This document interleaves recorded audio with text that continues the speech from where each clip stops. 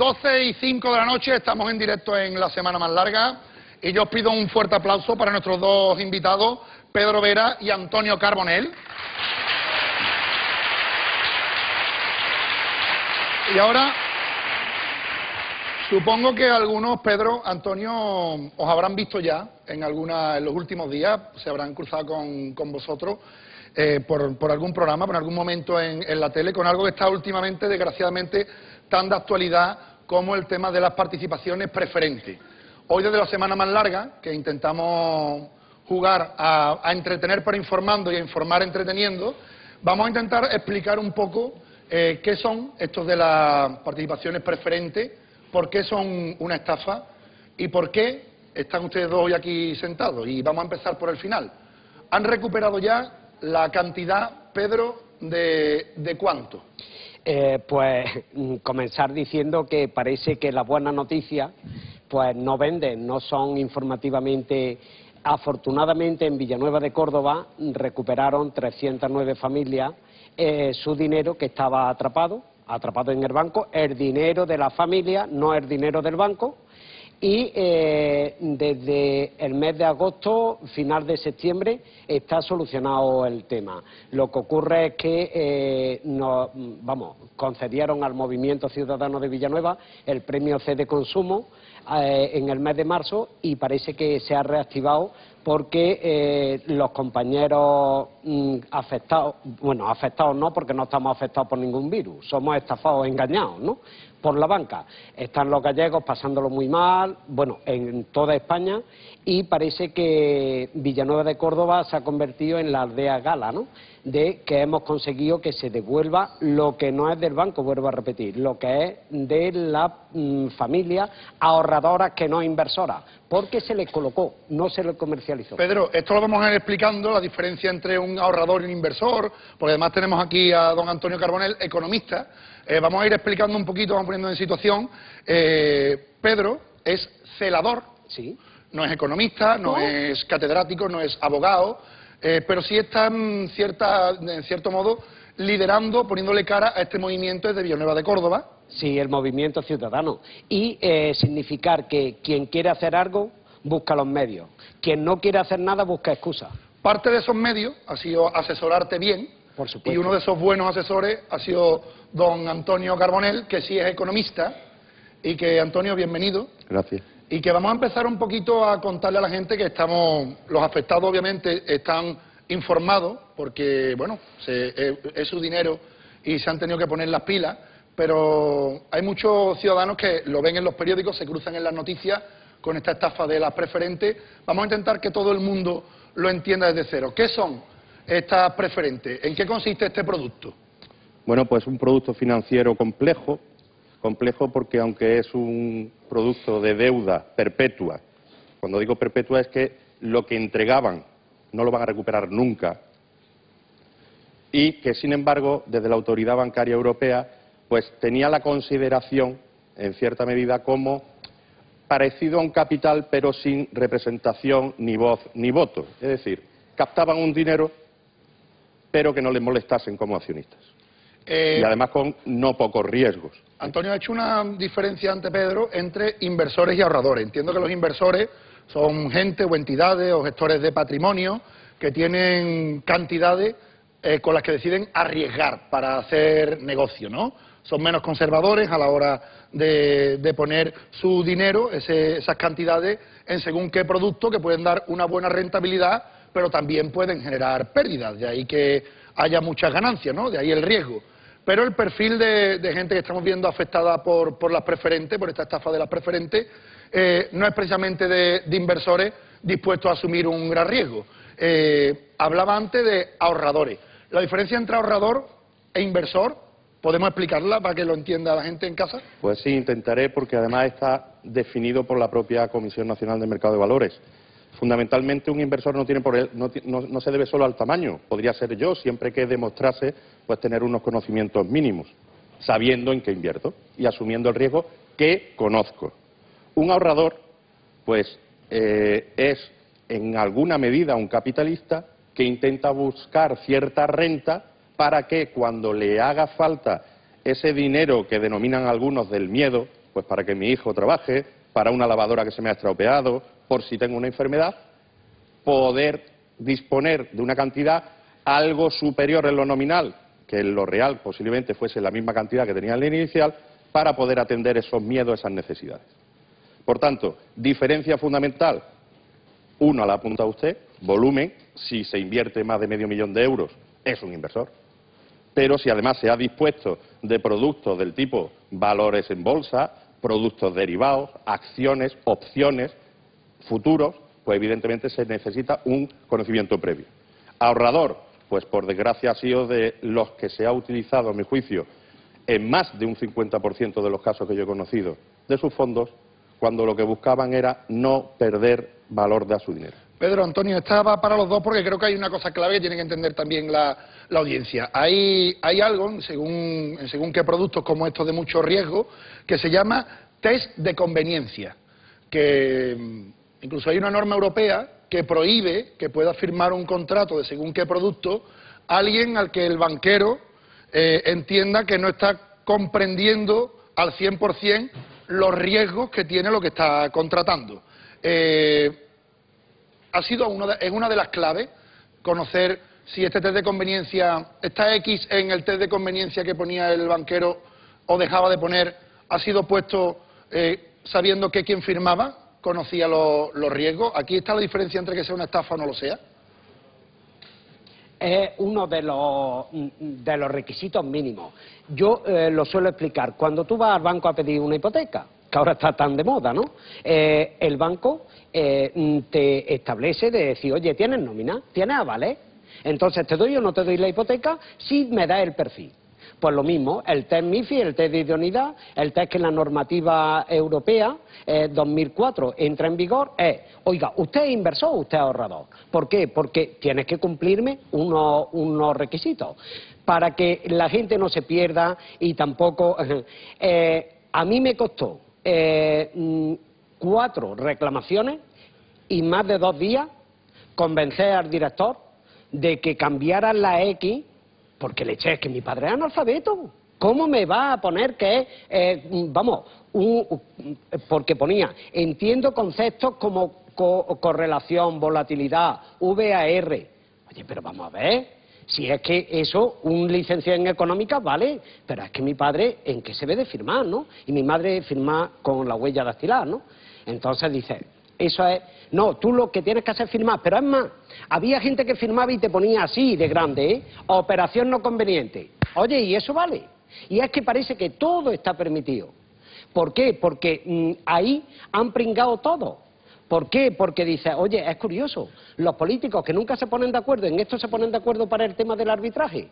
Ahora ya no, ahora te dice, se ha decantado el PSOE de que ahora no. Y dice, ¿qué es lo que ocurre? Los que tenían que velar por esto, la CNMV y el Banco de España, mirando para otro lado, y mientras marcándole goles. Dice, vamos a ver, ¿qué es lo que pasa aquí? Es una cosa consentida, pero consentida ¿por quién? Por todos. Y lo que yo voy y lo que yo quiero transmitir desde aquí no es una desesperanza, sino un mensaje a las personas que me estén viendo y que estén desesperados de decir, oye, que hay esperanza, de que esto de sí se puede, es que en Villanueva lo hemos logrado, que se ha devuelto el dinero, pero no con préstamos pignorados, sino reintegrándolo en cuenta. Y se puede porque lo hemos logrado. Tan difícil es sentarse, tan difícil es dialogar, tan difícil es negociar y llegar a un punto de acuerdo. ¿Qué punto de acuerdo? Que los vulnerables, los indefensos, los que no tienen voz, los que no se saben defender, que esa persona recupere su dinero. Por favor, no estamos pidiendo tanto. Antonio, una pregunta. Si en el banco a quien va pidiendo por este perfil de ahorrador, además estamos hablando de cantidades como de ahorrador minoritario, no de grandes ahorradores, se le explica que van a firmar un producto que es de renta fija, no un plazo fijo, que es lo que normalmente solían pedir y jugaban a la confusión, que hay una cosa que es el carácter perpetuo al que has hecho antes referencia, que significa que puedes recuperar lo que vaya generando, se han perdido ganancias, pero no lo que estás poniendo, no el dinero que estás poniendo, y que esa participación del capital de los bancos te hace socio del banco, pero no tienes ni voz ni voto. ¿Algunos de estos ahorradores minoritarios hubieran aceptado estas preferentes? ¿Crees que es un producto goloso para quien se le explique con todos los riesgos que conlleva? Desde un punto de vista financiero, y más en las condiciones en las que se le endosó, porque la mayoría de los que he conocido no fueron compradores primarios, sino que la parte más rentable del interés se la llevaron otros, que por ser quizás dentro de la pirámide de ventas de una entidad financiera más importante desde el punto de vista de clientela, porque tenían más volumen de negociación, pues en el momento en que empezaba a tener más riesgo y menos volumen de negociación, se lo quitaron a esos para dárselo a los menos ágiles. Entonces, ¿a dónde voy?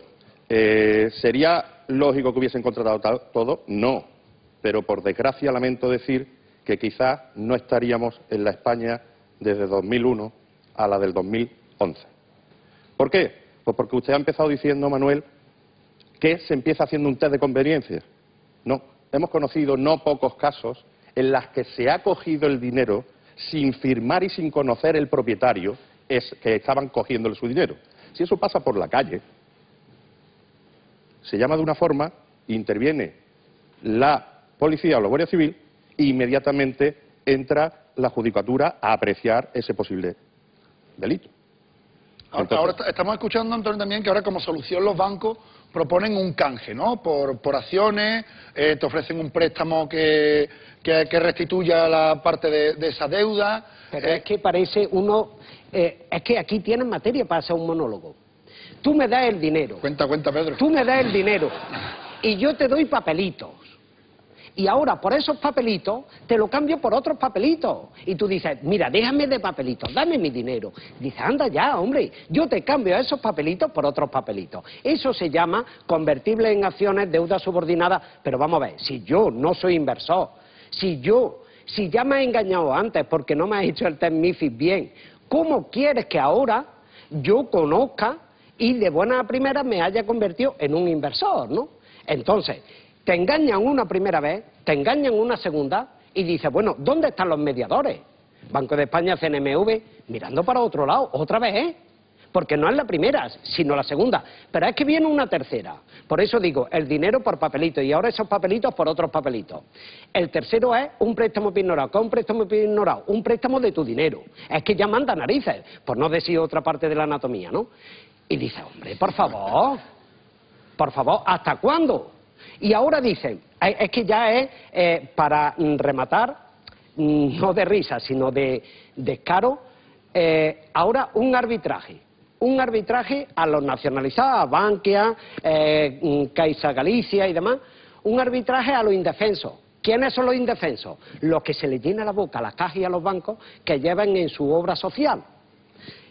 Hay un ciego que me llama de la provincia de Murcia, digo, pero hombre, si es que lo tiene a huevo, ponte un cartelito, el contrato de preferente lo leyó mi perroquía, y entra a la oficina, entra y sal. Lo hizo, pues han hecho eco varios periodistas, y bueno, y su problema ya está en vía de solución. ¿Por qué? Porque niño que no llora, teta que no mama. En el sentido de que cuanta más lata dé, cuanto más degrade su imagen, pues más fácil es la solución, lamentablemente es así, pero ojo, también quiero mandar un mensaje. Nosotros en Villanueva hemos tomado conciencia y hemos dicho vamos a por todas. Hacíamos asambleas formativas, invitábamos al profesor de la Universidad de Córdoba, como a periodistas, como a abogados, para que nos asesoraran de qué producto teníamos. Y también nos manifestábamos en la puerta, pero con conciencia, con respeto, con educación. ¿Por qué? Porque la provocación está a la orden del día. Y yo lo que temo es de que la desesperanza lleve a dar un simple empujón. ¿Ves? Es que es un violento. Es que me está... y entonces ya es que se destruye todo. Me gusta ese mensaje por supuesto, ¿no? De lucha pacífica, sobre todo creyendo que uno lleva razón, y aquí es fácil demostrar que así es. Pedro, yo tengo un dato que son 13 millones de euros. Sí, o sea, hay una cosa que es la ley de protección de datos, que la avala a ellos de decir, bueno, pues o te lo creo o no te lo crees. Pero también la ley de protección de datos dice, hay que ver, un contrato por teléfono, ahí también está la...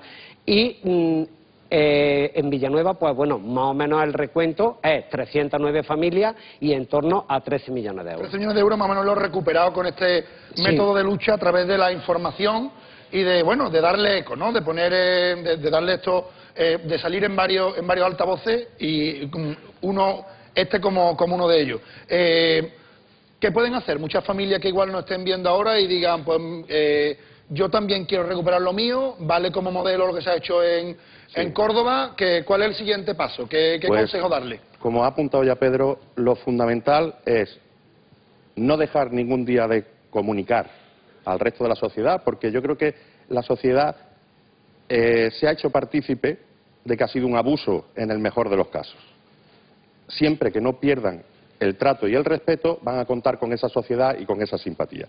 Y después, analizar criterios. O sea, si se ha incumplido la normativa, la 39 del 2004 del Reglamento de la Comunidad Económica Europea, atendiendo también al no MiFID, pues eso ya es un defecto de forma. Si se han producido defectos de forma, como es el caso que, mire usted, un analfabeto no puede saber lo que es un coeficiente de correlación. ¿Por qué? Porque lo que denota en el mejor de los casos es que si lo ha rellenado él, no sabía lo que rellenaba. Si no se lo ha rellenado otro, con lo cual ya tendría otra calificación posiblemente dentro del campo del derecho, que yo no soy especialista. Si es un menor de edad y dicen que conoce perfectamente lo que es el mercado de capitales, como yo dije en una de las muchas charlas que fuimos dando por los pueblos, que decir, por favor, esa criatura, tenemos un Mozart de la economía o la finanza, que me sustituye en la universidad porque seguro que enseñará mejor que yo, porque está enseñando algo que oficialmente no se le enseña en el plan de estudios de nuestra Junta de Andalucía. Pues como esos casos, un paralítico mental, un atrasado mental, 65% de minusvalía a nivel intelectual, y que dicen que conocen, pues mire usted no. Por tanto, ir a criterios. Segundo, si tan solo, gracias a Dios, no tiene ningún defecto, digamos, a nivel de minusvalía, pero sí a nivel de formación, porque por desgracia las personas mayores, que es donde más se ha cebado en gran medida este tipo de productos, pues resulta que no tenían ni siquiera el graduado escolar, pues se demuestra, a mi juicio, que es un defecto de forma, que si no se tiene el graduado escolar no puede saber lo que es un coeficiente de variabilidad o ciertas terminologías que se enseñan a partir de otro grado, porque se demuestra ya que en el mejor de los casos es un defecto de forma. Estaba buscando por aquí, Antonio y Pedro, y lo he acabado encontrando, esa normativa europea, ese 2004/39 del Parlamento Europeo y del Consejo sobre Mercados de Instrumentos Financieros, ese MiFID, que dice que obliga a las entidades financieras a someter a un examen a sus clientes, lo que hemos llamado el test de conveniencia, sobre su entendimiento del alcance del mismo antes de vendérsela, prohibiéndosele firmar el trato si se aprecia desconocimiento de los riesgos por parte del contratante. O sea, que deja en manos del banco constatar el 100% del conocimiento y del control de todos esos términos. Para terminar, Antonio, Pedro, entiendo que lanzar un mensaje de esperanza se ha conseguido en muchos casos a través de esta plataforma. No sé si queréis aprovechar también este altavoz para dar un último mensaje. Decir que nosotros, ya que hemos comenzado, vemos que no podemos parar porque hay muchas criaturas que lo están pasando muy mal. Y entonces tenemos una página de construcción, pero podemos anunciar de que ya el dominio sí que lo tenemos, que es concienciasolidaria.es, que en breve pues verá la luz, y es que no podía ser otro nombre, por conciencia y por solidaridad. Decirle a la gente que nos esté viendo, otro mundo es posible, nosotros hemos salido de ese infierno que se pasa muy mal, que se duerme muy poco, que se sube la tensión, que desde que comenzaron las negociaciones mucha gente perdió la vida y los que recuperaron el dinero ha habido angina de pecho, infarto de miocardio, que por favor que se serenen en la lucha, pero que tengan constancia y que vean que tienen que recuperar lo suyo. Que no me hagan, concentraciones en una entidad bancaria un sábado o un domingo, porque están cerradas, que procuran hacerlo por la mañana, que es cuando están abiertas, ¿no? Y entonces, pues, decirle eso, que sí se puede, pero que tengan cabeza, que ojo con las provocaciones, que las hay. Porque a mí en 2 ocasiones activaron el protocolo de atraco y se presentó la Guardia Civil. Es decir, el director lo que quería era que me sacase la Guardia Civil delante de mi vecino, pues esposado o algo de eso, y llegó la Guardia Civil y el arma que yo tenía era la razón, la palabra y un bolígrafo rellenando una hoja de reclamación. Que también Pedro con un bolígrafo. No, y entonces me miraban y me decían, pero bueno, es que a este hombre, ¿qué le vamos a hacer? Pues Pedro, tómate tu tiempo y cuando quieras te vas. Vale, muy bien. De todas maneras, es curioso, ¿eh? Escuchar ahora mismo a directores de banco decir esto es un atraco. Sí, no, una cosa, Manuel, al hilo de lo que ha dicho.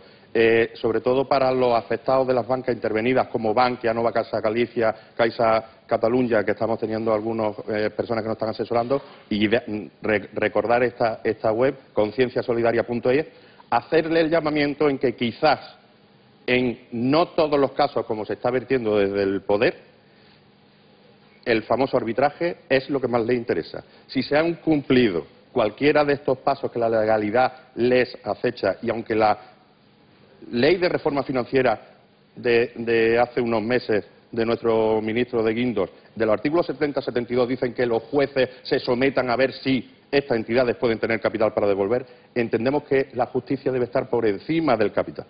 Por tanto, que sepan que quizás el mundo del derecho puede reportarle más satisfacción que este 20% que estima DICAE que cobrarían vía arbitraje, que saben que quien se acoja al arbitraje renuncia a solicitar la ayuda de la justicia. Pues bueno, creo que el mensaje ha quedado claro. De todos modos, concienciasolidaria.es, que estará en marcha pronto. Como ejemplo, estos 13 millones de euros ya recuperados para una buena cifra de familias en Villanueva de Córdoba. Daros las gracias por estar aquí, Pedro, Antonio, gracias por esa lucha y por ese mensaje de que otro mundo es posible. Aquí tenéis vuestra casa para lo que os dé la gana. Un fuerte aplauso para Antonio y para Pedro.